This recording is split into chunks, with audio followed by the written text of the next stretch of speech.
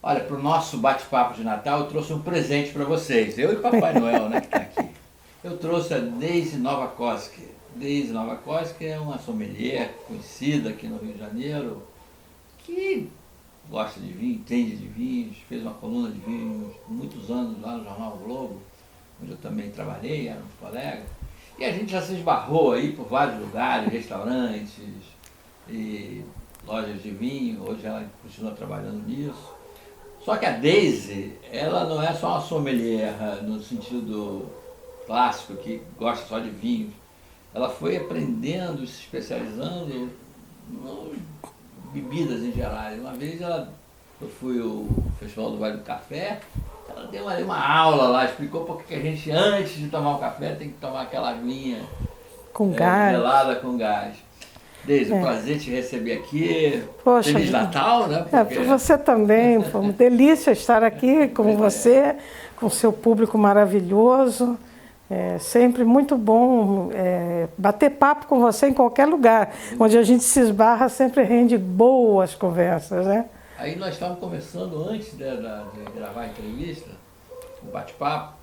Ela estava começando a me contar coisas ótimas, apenas que a gente estava com a câmera desligada. Tomara que você lembre tudo de que falou. Ah, a gente vai lembrando. Que o gosto pelo vinho, né, sempre teve no Brasil, nas colônias, né? Colônias italianas, Rio Grande do Sul, São Paulo, aquele vinho doce,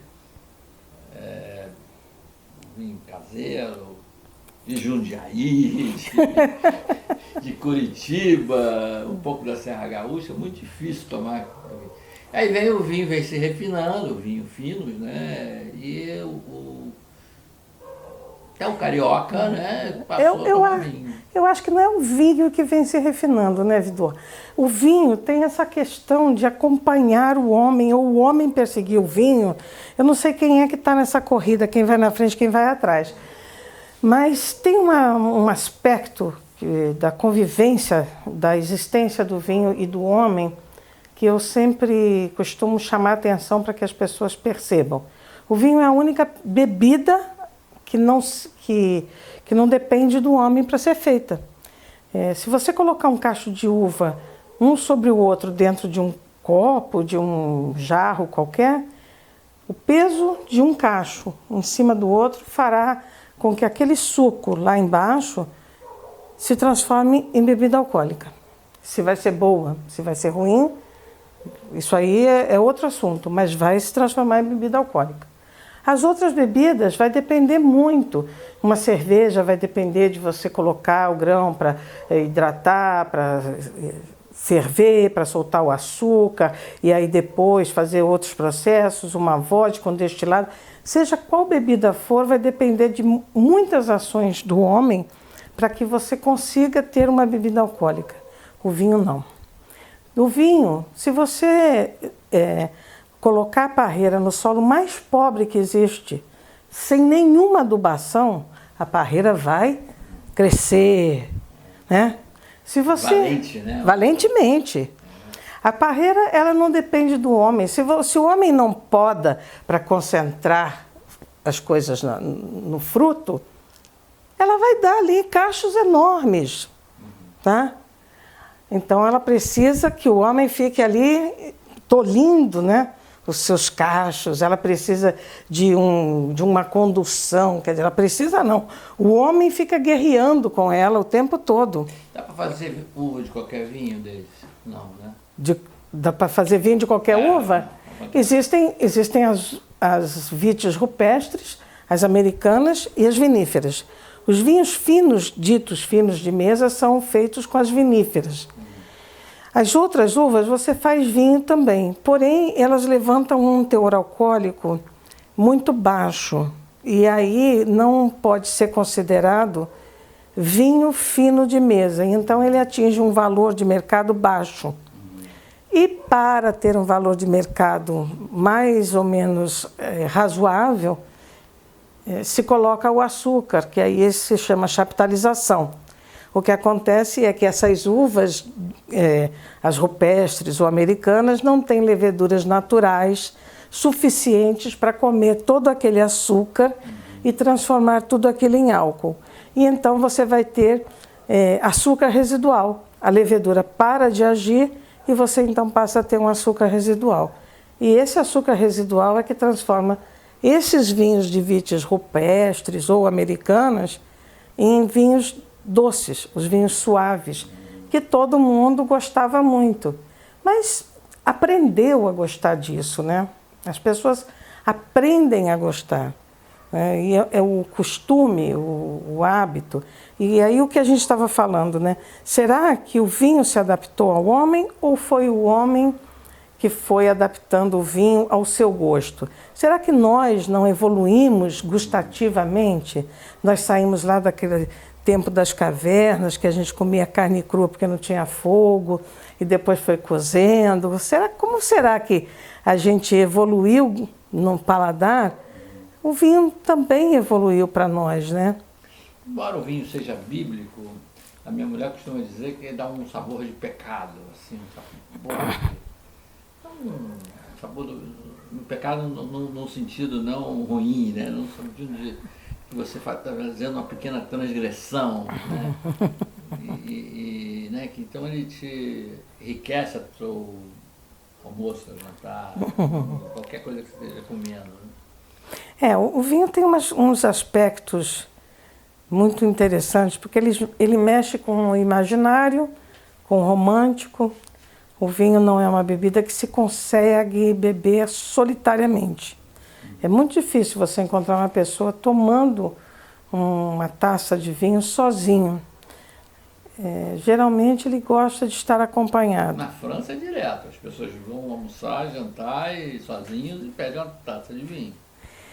Sim, mas aí é uma coisa fisiológica, né? É um fisiológico. Você almoçar tomando água na França, porque a água lá na França é mais cara que o vinho. E aí é uma questão fisiológica e de economia, né?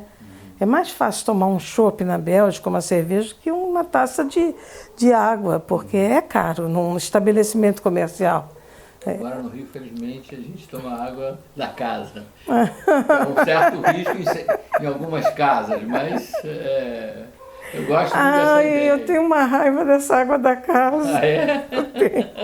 Você tenho. sommelier também de água mineral? Não sabia. A gente também estuda água, né? Você estuda água, e é uma delícia fazer degustação de água.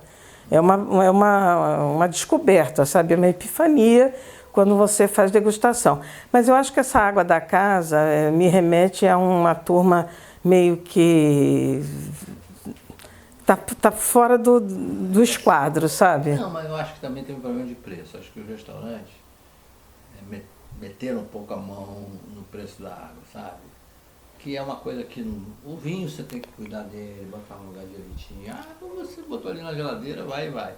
Aí o preço é 5 vezes mais.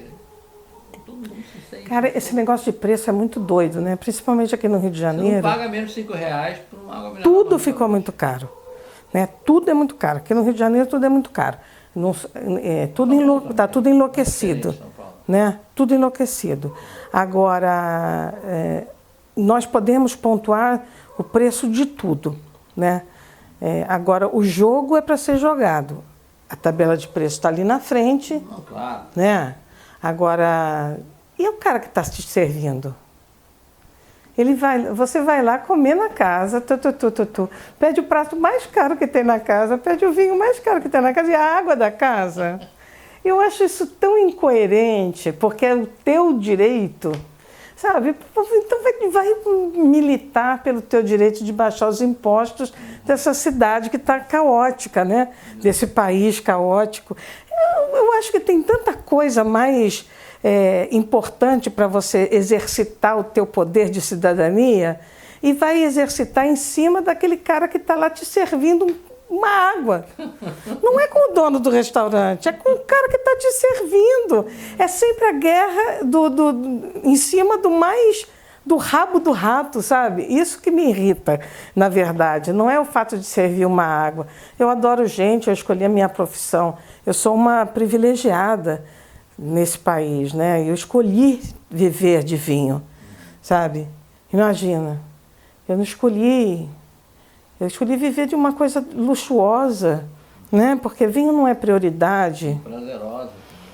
É muito prazeroso, é muito bom. Eu gosto de atender gente, eu gosto de lidar com gente, sabe? Mas eu tenho essas coisas assim, essas pequenas questões. Mas, Deise, a gente estava conversando, você acha que o consumidor de vinho no Brasil mudou, mas mudou em função de quê? De conhecer mais vinho, ele foi aprendendo a conhecer vinho, há um problema de restrição do poder aquisitivo, crise econômica, ou ele ficou mais exigente, antes ele... Não, eu acho que nós temos... pelo nome do vinho... Olha, quando eu comecei no universo, trabalhar no universo de restaurante, se escolhia vinho pela cor, né? Branco, tinto ou rosé. Um tinto. Então, era mais ou menos assim. Algumas pessoas se limitavam a tomar, a dizer, eu quero um Bordeaux.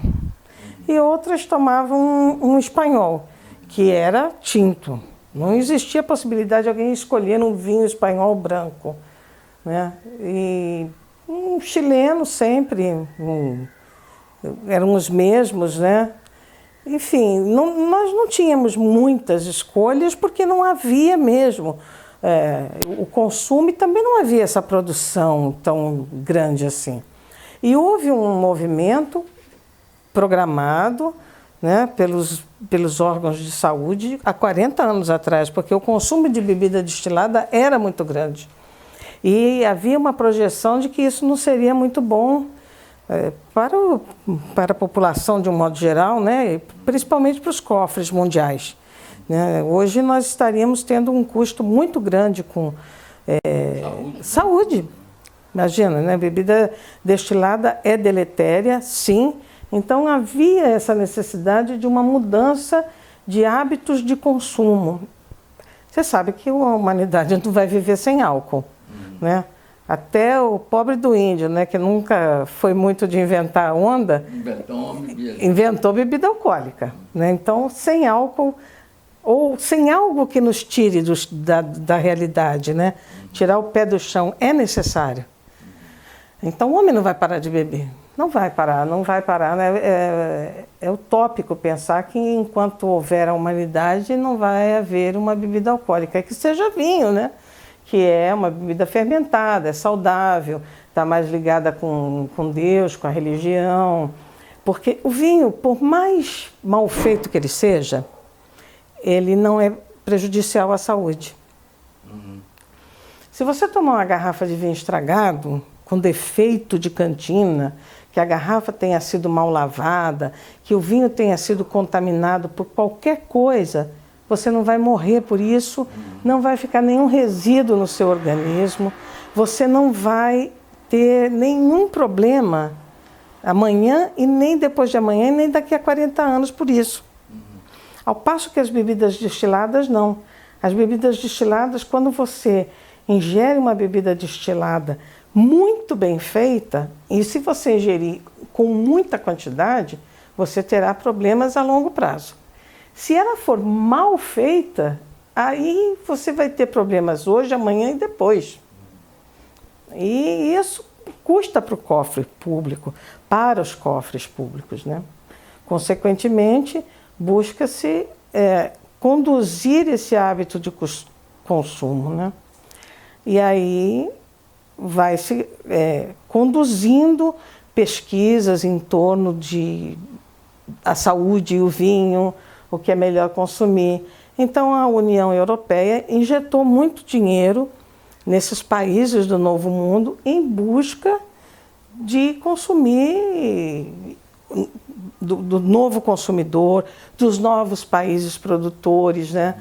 Fazendo novas áreas de produção. E o Brasil entrou nessa, porque nós temos um polo, hoje é um grande polo enoturístico, lá no Rio Grande do Sul, e temos um país enorme, que a gente ainda não sabe. Estou fazendo vinho até em Petrópolis, na Serra Petropolitana. Estamos, o vinho das Independência. Independência. Eu não provei não, mas... Eu provei, eu gostei. Gostou?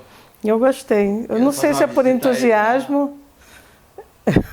Eu acho que eles tiveram que pular ano. É Borgonha. Pula um ano, faz o outro, é quase uma Borgonha, né?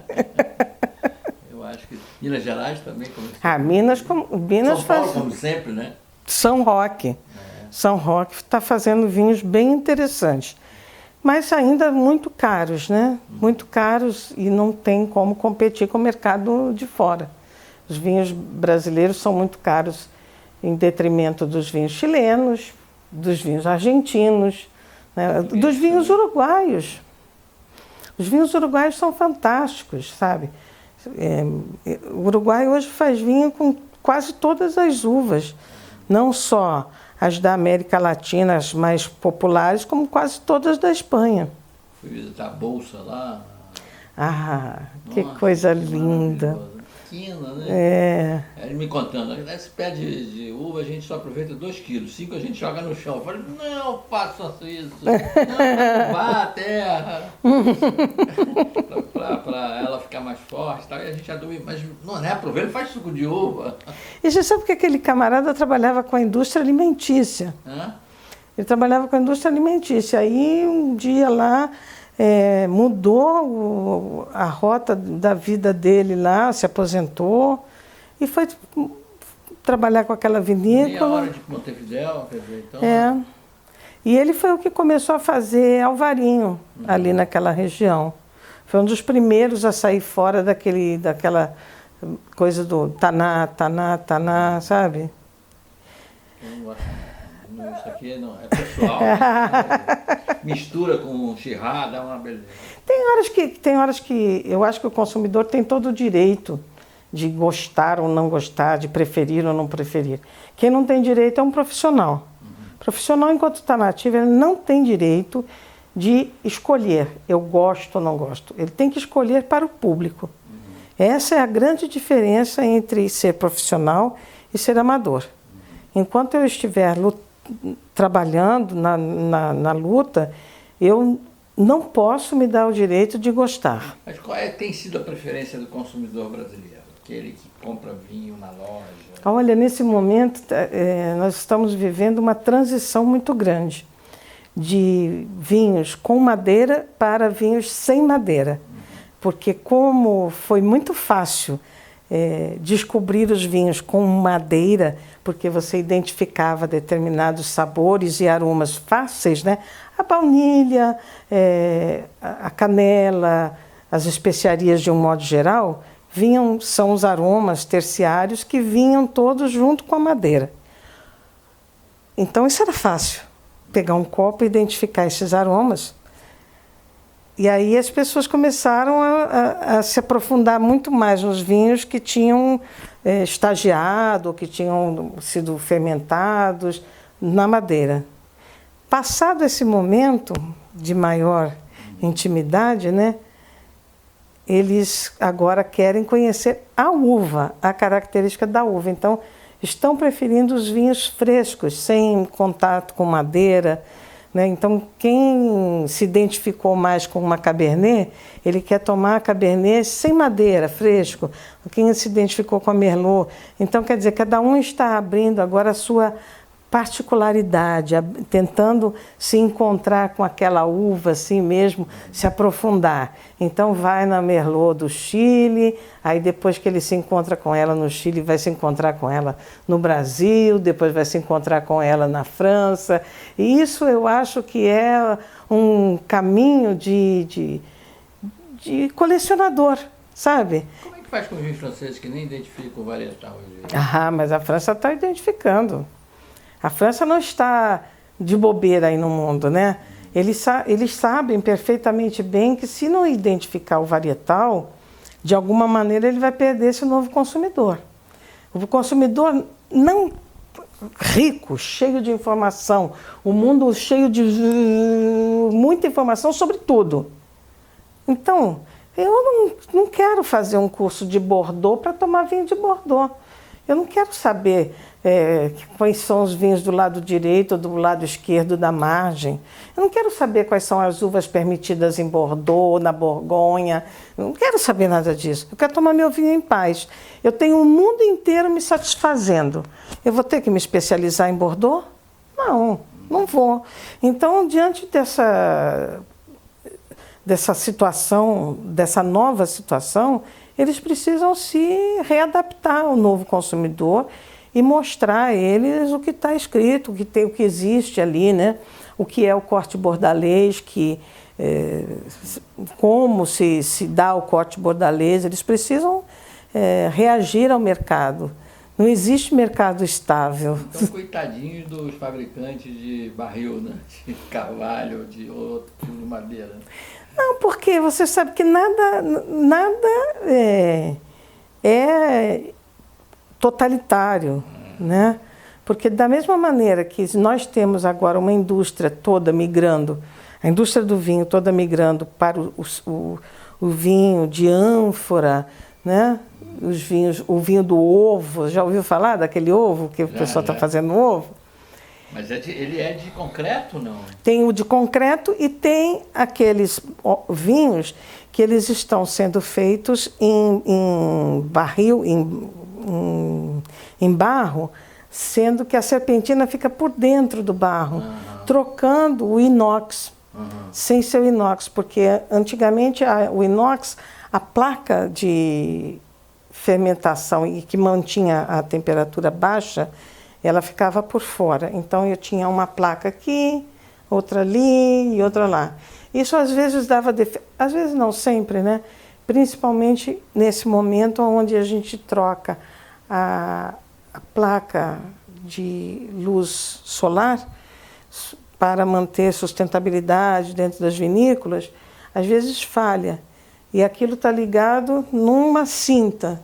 Aquela cinta não recebendo energia solar já prejudica uma parte do vinho. Então você não tem uniformidade no barril todo. Quando você trabalha com essas novas ânforas, onde a serpentina corre por dentro, você já não tem mais esse problema. Então a tecnologia também está evoluindo, os vinhos estão evoluindo, mas isso é de uma maneira mais lenta, você não recebe isso assim, puff, rapidamente. Então, voltando aqui para as madeiras, né? Se a gente não usa mais tantos barris de primeiro ou de segundo uso na indústria do vinho, você tem outras indústrias que estão hoje usando mais do que usavam. As nossas cachaças hoje em dia estão usando muito barril, muita madeira. Por quê? Nas pesquisas que têm se feito em torno dos vinhos e pela saúde, também se sabe que as bebidas destiladas, uma vez passadas em madeira, ela encontra resveratrol, varredor de mau colesterol. Então, a tendência é você beber menos bebidas brancas e mais bebidas que passou em madeira, porque de alguma forma é menos deletério do que uma bebida branca que só ficou no inox. Então tem que ser escurinha para um rum ali escuro, tem uma cachaça mais escura, gin. O rum escuro, cuidado, porque o rum escuro ele ficou escuro com melaço, né? Tem que ser passado. Esse eu acho que é guatemalteco, se eu não me engano, é famoso. O Zacapa, Zacapa não. O Zacapa ficou em madeira mesmo. O Havana é melaço. O Havana aí tá só de... É melaço. Então, tem que ter cuidado, porque essas bebidas que ficaram em contato com madeira, aí sim, elas vão absorver os taninos e as propriedades que fazem bem à saúde, né? E aí, em madeira ainda tem muita coisa para se descobrir, né? Tem muita coisa para se saber. E na cachaça me disseram que você usa o barril muitas vezes. Usava-se no passado. Hoje não. Hoje o pessoal da cachaça está usando muita madeira nova. Está usando madeira nova porque eles estão percebendo que a maciez que a madeira nova dá imediatamente à cachaça é melhor do que deixar envelhecendo. Eles fazem uma passagem rápida na madeira nova, amaciam rapidamente a cachaça e vendem ela como armazenada e não envelhecida. É só uma maciez, assim, como E a se fosse cachaça para quebrar tem os... O problema do uísque, tem uma evaporação. Bebida alcoólica em geral tem, né? O uísque é 2% ao ano, né? Não E existe uísque 50 anos porque vai embora todo. tem coisas que vai a 7% ao ano. O vinho da Ilha da Madeira, que é esquentado, vai a 7% ao ano. Você tem que tomar, então, ele com 2 anos. Moscatel de Setúbal. Não, depois ele vai engarrafado. Depois que ele vai engarrafado, quando está com você, já não perde mais. Mas até chegar na sua mão, ele já vai perdendo 7% ao ano. Tem gente que fica ali em cima só cheirando. Não, eu fui numa destilaria na Escócia e dizia, por favor, não fumem, não quantidade Os vapores de álcool no ambiente podia causar uma confusão. É uma loucura. Moscatel de Setúbal Moscatel de ele é tão Setúbal. doce assim? Evapora, né? São os álcoois que vão evaporando e vai se concentrando o açúcar ali. Mas também por conta da fermentação. Porque a uva entra com muito açúcar. Aí acontece quase, mais ou menos a mesma coisa que a chaptalização. A uva entra muito doce. Durante a fermentação, o teor alcoólico vai subindo e mata a levedura da casca da uva. Então sobra açúcar residual ali. Então a levedura não tem mais como agir, sobra açúcar residual. Então ele fica doce, né? Aí depois ele vai para o barril para amadurecer. Os álcoois evaporam, aí fica mais docinho ainda, né? Deise, tem umas festas de fim de ano. Claro que esse vídeo aqui vai repetir muito, mas vamos fazer aqui uma colher de chá para quem está nos assistindo. E pega logo, né? Porque aí já pode adiantar as compras. Festas de fim de ano. As comidas de fim de ano. Bom, essa é a época do ano que faz calor no Brasil, né? Praticamente todo o Brasil, no hemisfério sul. E as comidas são bacalhau, enfim, né? Comidas até mais pesadas para essa época do ano. Qual é o vinho que quais são os vinhos que a gente deve caminhar na festa de fim de ano? Eu sei que cada um tem seu gosto e tal, mas... Eu acho que nesse aspecto a gente já evoluiu bastante também, né? Porque nós não estamos mais com aquela ideia de usar comida muito pesada. Nós estamos comendo bacalhau, sim, mas uma salada de bacalhau, né? E mais aves. Se bem que a gente ainda tem quem não abra mão de um vinho tinto, de um bom vinho tinto. Mas se você é dessas pessoas que não abre mão de um vinho tinto, perfeito também, não tem nenhum problema, né? Existem tintos maravilhosos, mais leves, né? Os Valpolicella, Chianti, são os vinhos muito bons para esse momento, né? Os italianos que são mais leves, né? Tipo Chianti, Valpolicella. Português do Dão. Os portugueses do Dão são sempre menos encorpados. O que eu quero dizer com isso é que você tem que... tem que é uma palavra muito feia, né? Mas o ideal é que você comece a buscar os vinhos de menos estrutura, né? Mais leves, para poder comer e se sentir feliz, você ficar respirando, liga o ar-condicionado, sabe? Aí vem o outro dizendo, você está com problema de pressão alta. Não é nada disso, né? Para ter um conforto com tudo aquilo. Então, o vinho branco, nesse sentido, como ele é mais gelado, né? Ele dá uma sensação de mais frescor. Mas é porque ele de fato é mais leve. Porque os vinhos brancos, quando você vai fermentar, você não deixa ele em contato com a casca. A casca não tem cor, né? Não tem resveratrol, né? E não vai te esquentar tanto o organismo, como o que esquenta também é o álcool. E geralmente os brancos têm um teor alcoólico mais leve. Mas essa estrutura proteica dos vinhos brancos é sempre mais leve do que a estrutura proteica de um tinto. Então, você vê que os vinhos tintos de guarda, eles têm uma proteína, um depósito que se forma com o tempo de guarda. E os brancos, até formar depósito, demora muito mais tempo. Por quê? Porque o branco realmente não tem essa estrutura tão... Por que tem que tomar um vinho branco rapidamente? 1 ano, 2? Ah, depende, né? Um Montrachet dura até 20, 30. Tem brancos aí que são muito mais importantes do que vários tintos. Existem brancos de guarda maravilhosos. Em Limoux tem uma região ali de Limoux que só se faz vinho branco para guardar além de 10 anos.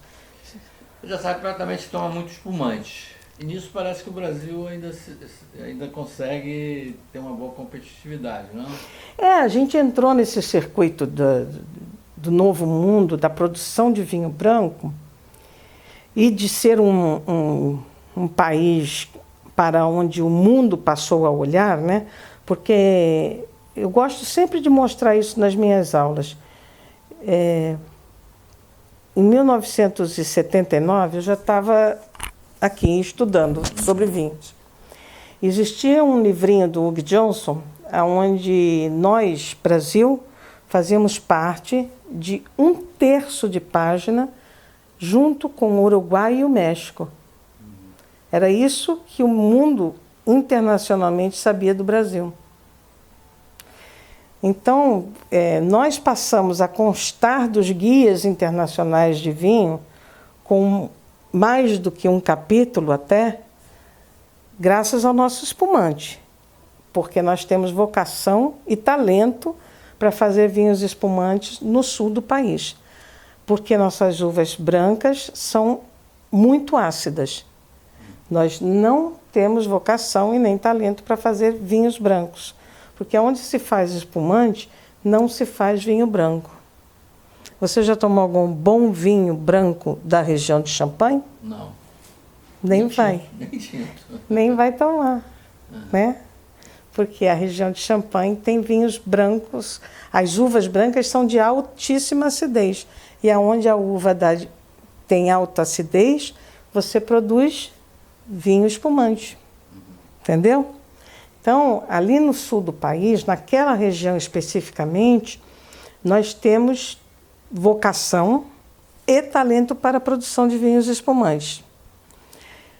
Pontuadamente, assim, mais ali para o lado da campanha gaúcha, nós conseguimos produzir alguns vinhos tintos.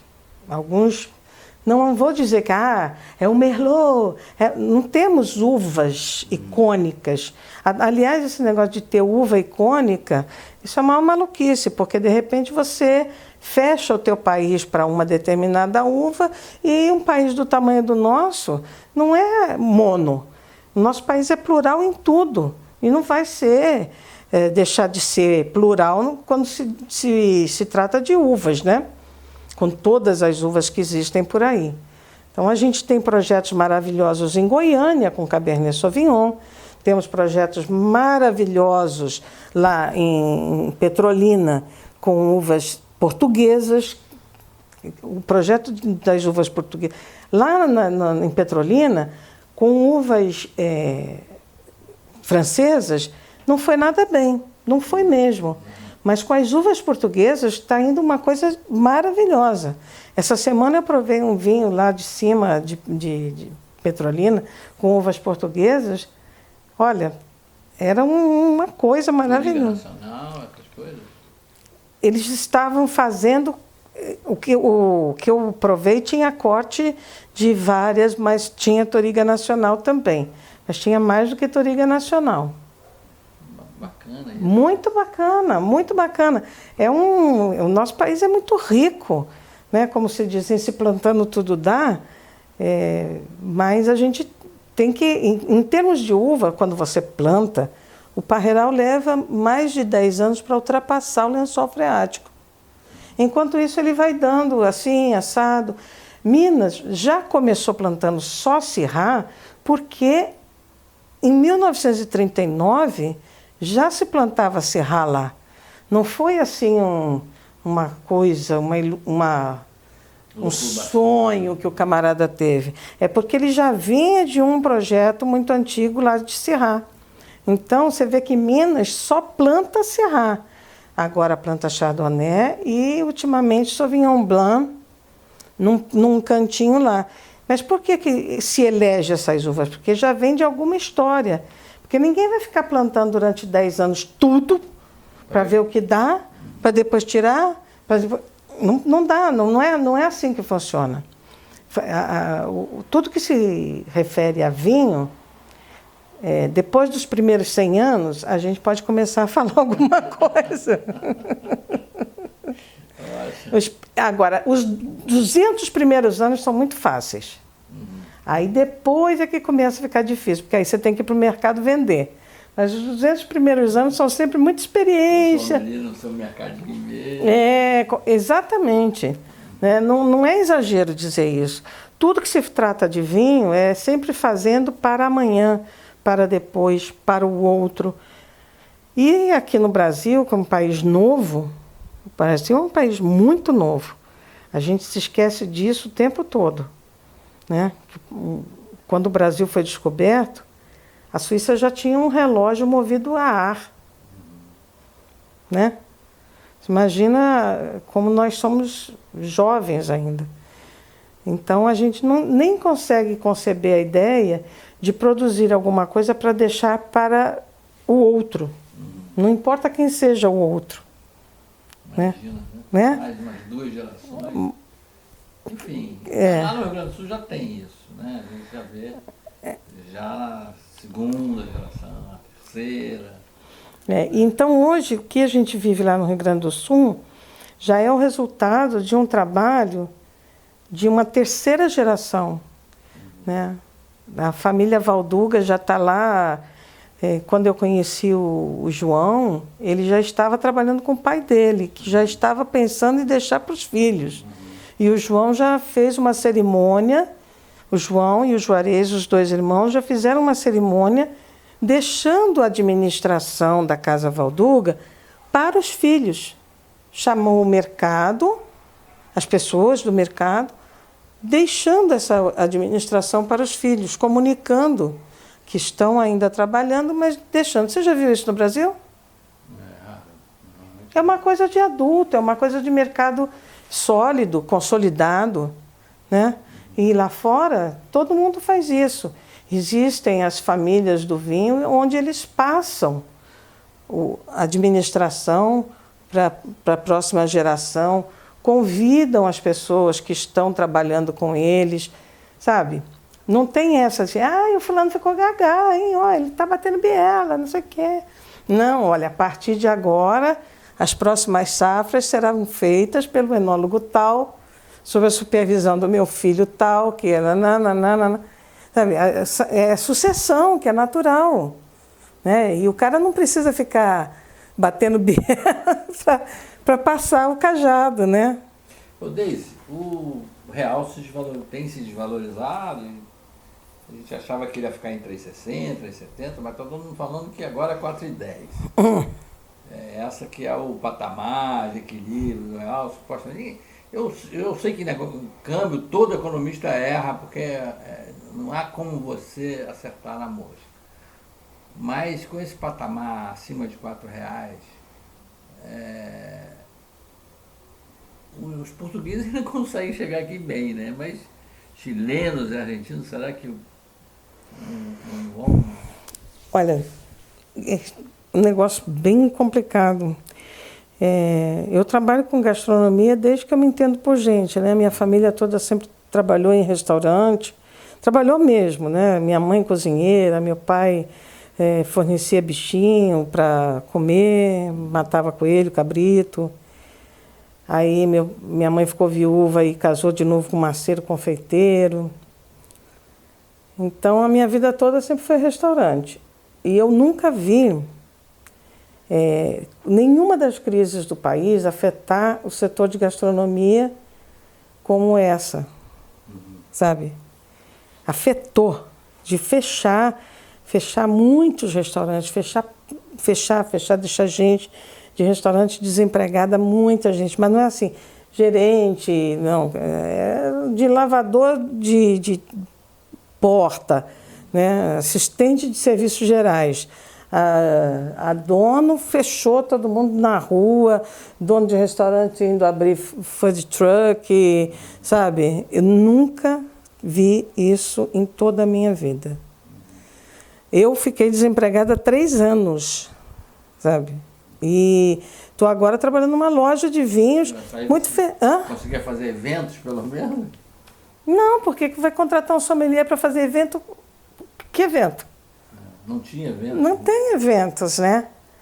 Mas é uma coisa braba. Então, não sei se o dólar está subindo ou está descendo. O que a gente sabe, o que eu sei dentro do meu métier, é que mesmo com a alta do dólar, a baixa do dólar, essa crise bateu tão fundo, tão assim na canela da sociedade, que mexeu até com a coisa mais básica, que era sair para comer.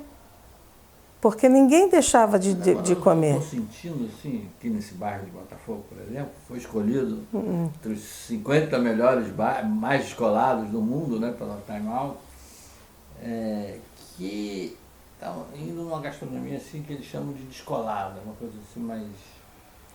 É porque todo mundo que fechou os seus restaurantes e tal, não sei o quê, correu aqui para Botafogo, que Botafogo é um bairro onde você ainda tem aluguéis mais baratos, você tem uma vizinhança nova, né, porque muitos prédios são novos, foram recém-construídos, e também tem uma vizinhança morta, né? Tem não só o cemitério, mas também esses casarões abandonados. Então não tem muita gente para reclamar de barulho, tarará, tarará. O trânsito aqui sempre foi caótico, mesmo e tal. Então, Botafogo sempre foi uma alternativa em momentos de crise.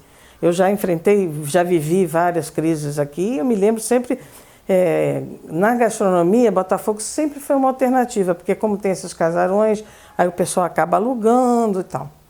Mas o que eu vejo, por outro lado, assim, que foi bom para o vinho, de um modo geral, que com tudo isso, né, da crise, fechou restaurante, ok. As pessoas começaram a dar um pouco de valor mais ao dinheiro, porque estava muito demais, sabe? Estava uma coisa largada. Lava Jato, né? Tava lavando demais, sabe? Tinha gente que tomava certos vinhos na hora do almoço, que eu ficava pensando assim, gente, se esse cidadão toma isso na hora do almoço, o que dará prazer a ele no dia do aniversário, sabe? Me dava pena, às vezes não sempre, de servir certos vinhos, né? Porque eu amo os vinhos, sabe? Eu me casei com os vinhos, eles são os homens que me sustentam. Mas isso eu acho que dá uma freada assim, para a gente reavaliar o que é mesmo muito importante, né?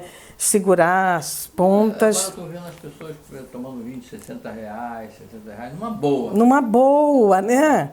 E aquilo estava tão assim, sabe, já nada mais satisfazia, né? Nada mais era bom. Era uma queixa constante, todo mundo queixando de tudo. Você lembra que era uma queixa daqui, queixa de lá, queixa daqui, queixa de lá. Eu acho que isso também, no momento de crise, ficou todo mundo duro ao mesmo tempo. E aí nós ficamos com um inimigo comum, né, que foi a crise. E meio que deu certo. Também houve uma coisa interessante, o mercado, o vendedor, né, os fornecedores de vinhos para o público.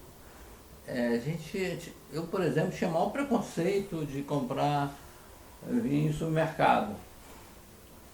Besteira, porque lá fora você compra, né?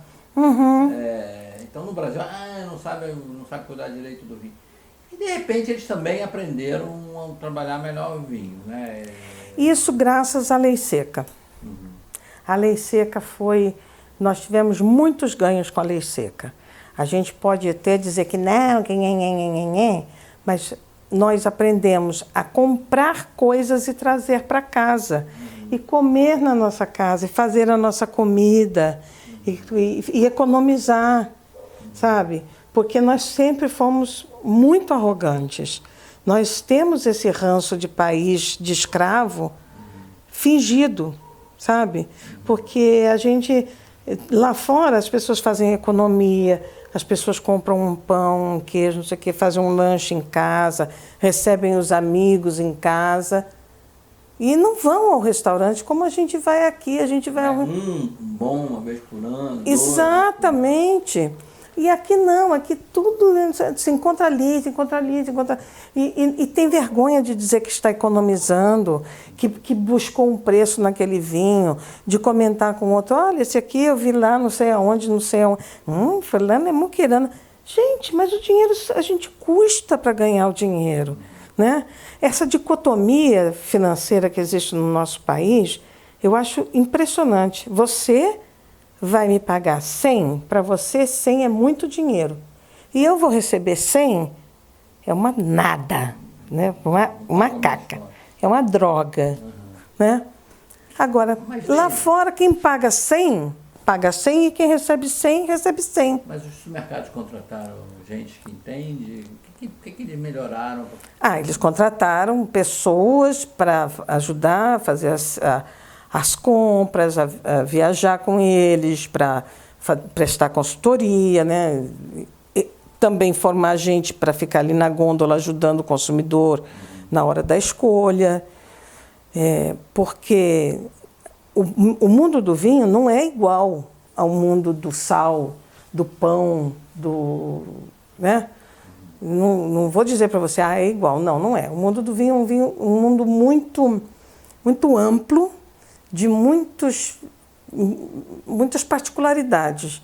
É necessário mesmo que tenha pessoas qualificadas para conhecer e poder ajudar o consumidor.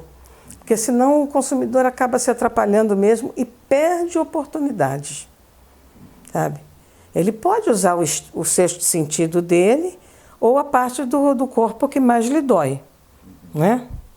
Isso nunca dá errado, né? Se você usar o teu sexto sentido ou a carteira, o bolso, quanto eu posso pagar? X. Não tem erro. Posso pagar isso, não vou errar, né? Mas, apesar disso, se você tiver R$60 para investir num vinho e tiver a ajuda de alguém, você poderá se surpreender e encontrar vinhos ainda muito além da sua expectativa. E talvez você pode encontrar também 2 garrafas de 30 ao invés de uma de 60. Né? Esse sábado agora, eu tinha um vinho que custava 123, mas no sábado agora estava vendendo por 41. Não era Black Friday, mas... Não era, mas... Era uma promoção. Aconteceu. Você não ligou para os amigos? Então, não deu tempo, nem deu tempo, mas... Quem bateu lá levou. Quem bateu levou, né? Então, e eu fui servindo para as pessoas. Olha aqui, ó, não era o vinho que eu ia abrir, não era nada, mas quando eu cheguei na loja, estava isso aí, eu abri o vinho e comecei a servir para as pessoas. Estou aqui adorando essa conversa, eu tenho que explorar essa moça ao máximo. Olha aqui, já falamos de destilados, o vinho meio que dominou a nossa conversa, é óbvio, né? Que são os seus maridos, né? São os homens que te sustentam. Mas queria fechar essa conversa com a sobremesa. Não só os vinhos de sobremesa, mas também o café, né? As 2 coisas que você até andou aprendendo sobre isso. O café no Brasil também está se refinando muito, né? O café, graças à ABIC, né? A ABIC, quando fez aquele selo, a gente quase não percebeu muito, né, o significado daquilo. E até muita gente reclamou quando você tirou as torradeiras, as máquinas de moer café das padarias, né? Você lembra que a gente chegava na padaria e pedia 1/4 de café moído na hora? Aí a gente pedia e tal, e aí tiraram os cafés, as máquinas, e aí a gente, mas aquilo foi um benefício para o consumidor, porque no meio daquele café moído na hora, tinha milho, tinha soja, chicória, porque o café, o cheiro, o aroma dominava tudo, e aí podia se misturar qualquer grão. Então a BIC conseguiu fazer um padrão mínimo de qualidade para ir à mesa dos brasileiros. De maneira que nós passamos a começar a entender na boca o que era um bom café, porque a gente tomava aquele café lavado, né? Aquela água de café. Hoje, quando nós vamos ao mercado e escolhemos essa ou aquela marca, é porque nós já viemos fazendo esse aprendizado, né, do gosto. Essa cultura do gosto foi crescendo a partir de então, de 1980 para cá, para hoje nós chegarmos a esse café gourmet, que nós só exportávamos. E nós precisávamos ter um país que produz um café maravilhoso para fora, mas que também precisava saber reconhecer isso, né?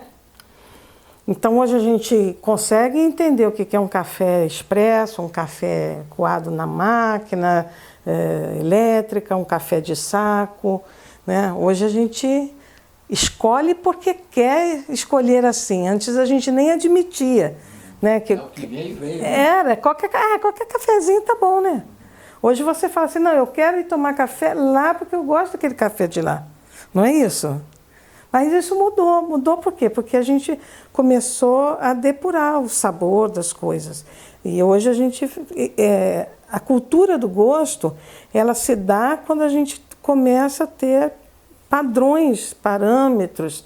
Quando você só tem a água do local, você não tem como... O café é uma coisa que tem Você falava, né? Tem que abrir as papilas, né? A água com gás, ela ajuda a deixar as papilas mais sensíveis ao sabor de um café. Então existem tostas, né, que você faz no café. O grão pode até ser o mesmo, mas você vai tostando o café mais ou menos para determinadas horas do dia. Então, às vezes, você escolhe uma determinada tosta, mas para o finalzinho da tarde. Então, você chega nas lojas de chocolate, a tosta é sempre mais intensa.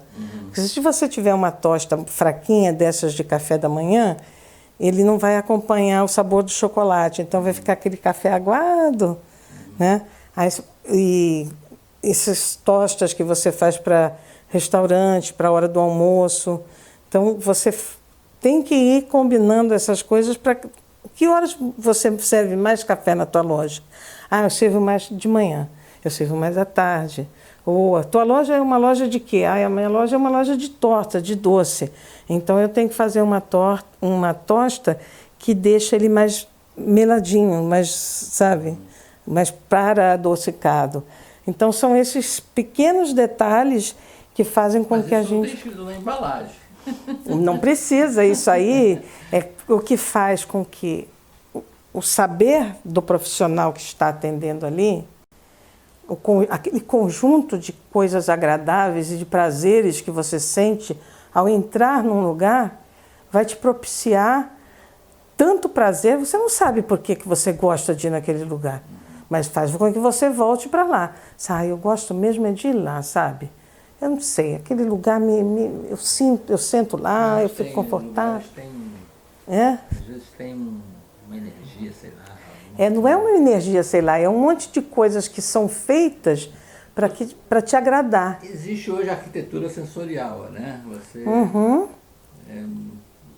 se você se sentir bem no ambiente, até numa loja, exato. A música que tem, o perfume que soltam no ar. Porque a gente procura saber que tipo de gente vem aqui, qual é a faixa etária. É lógico que num país pobre e sem dinheiro, quem faz esse trabalho como eu, é o primeiro a ser botado para fora, né? Que é o trabalho que fideliza o cliente, é o trabalho que faz o cliente vir para a loja, mas é muito difícil de medir isso, né? Então... Mas todo esse conjunto de coisas que a gente mede para fazer o cara voltar, né? O aroma, é o bem-estar, é a água que ele bebe na temperatura ideal. No restaurante, nós percebemos que as pessoas chegavam sempre para as reuniões esbaforidas, mas não queriam deixar a mesa para ir lavar as mãos, mas ficavam constrangidas porque estavam ali atrasadas, mas também não podiam interromper a reunião. Então nós passamos a colocar lenços de papel ali na mesa e aquilo pronto já começou a acalmar as pessoas.